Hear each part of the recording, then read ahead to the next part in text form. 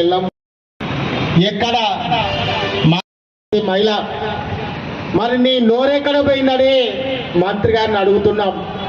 ఎందుకు మాట్లాడతలేవు మీ ముఖ్యమంత్రి గారి దగ్గర అని అడుగుతున్నాం. ఎందుకు నోరిప్పుతలేవని అడుగుతున్నాం. సమంత గురించి నోరిప్పే అవకాశం దొరుకుతుంది.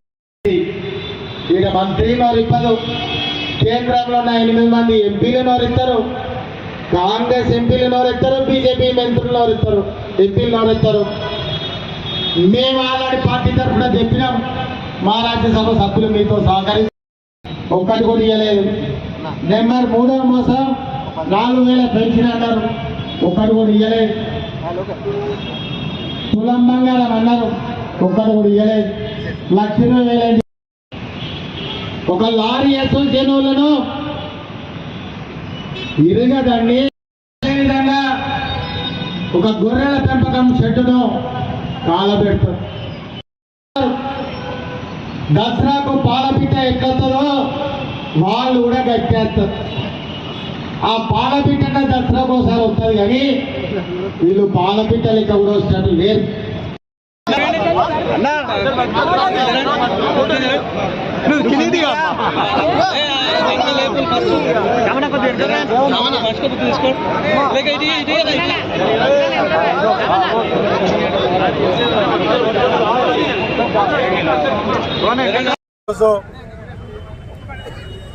దీక్షా దివాస్ కేసీఆర్ గారు నవంబర్ 29న ఆమరణ నిరాహార దీక్ష కూర్చున్నటువంటి రోజు వరంగల్ తూర్పు నియోజకవర్గంలో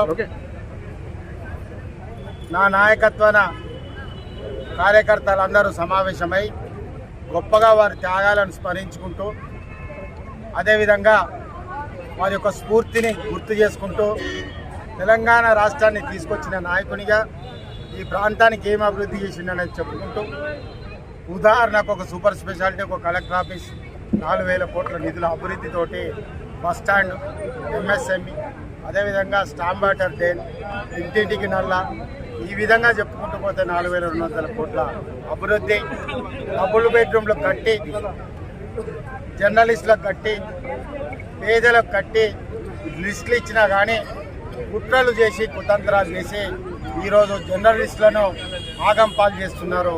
అదేవిధంగా పేదలను కూడా ఆగంపాలు చేస్తున్నారు. ఇప్పుడు ఏదైతే వేదిక మీదనే ప్రకటించిందో ఒక్క ఇల్లు కూడా వరంగల్ తూర్పు నియోజకవర్గం కానీ జర్నలిస్టుకి ఇస్తే మా సత్తా ఏందో కూడా చూపిస్తామని కూడా ఈ సందర్భంగా చెప్పడం జరుగుతున్నది. నేను మొన్న తెలిసినాకనే నేను చెప్పిన, ఎవరి సొమ్ము కాదది, వరంగల్ తూర్పు నియోజకవర్గ జర్నలిస్టుల యొక్క రక్తం అది. వారి రక్తాన్ని తాగి మీరు ఇంకోరికి ఇస్తామంటే మేము ఎట్లా అడ్డుపడతామన్నది కూడా మేము చూపిస్తాం. మా యొక్క అడ్డు ఈ ప్రాంతాన్ని మీరు చేసేటువంటి ద్రోహం, ఈ ప్రాంతంలో మీరు చూపేటువంటి వివక్షత, ఈ ప్రాంతంలో అభివృద్ధి చేసేటువంటి విధ్వంసం, ఈ ప్రాంతంలో ప్రజల అవసరాలకు అందుబాటు లేకుండా మీరు చేసే విధ్వంసం ఏమైతే ఉందో దానికి ఖచ్చితంగా రాబో రోజులలో ఫిబ్రవరిలో సమాధానం చెప్తాం. ప్రతి తప్పుకు సమాధానం ఉన్నది, మేము ప్రజల దగ్గరికి తీసుకొస్తాం. మమ్మల్ని ఎవరు అడుగుతలేరు, మేము ఎట్లా పడితే అట్లా చేస్తామంటే ఎట్లా పడితే అట్లా చేస్తారో మేము కూడా చూస్తామని ఈరోజు మీడియా సాక్షిగానే చెప్పడం జరుగుతున్నది. కాబట్టి ఈరోజు మా కేసీఆర్ గారి త్యాగాలు, ఆయన యొక్క కృషి, ఆయన యొక్క ఫలితం, అభివృద్ధి అన్నీ కూడా ఈరోజు సమీక్షించుకోవడం జరిగింది. ఈరోజు పోలీసు వారికి కూడా పర్మిషన్లు ఇచ్చి పూర్తిగా కూడా సహకరించింది. మీడియా కూడా పూర్తిగా సహకరించింది.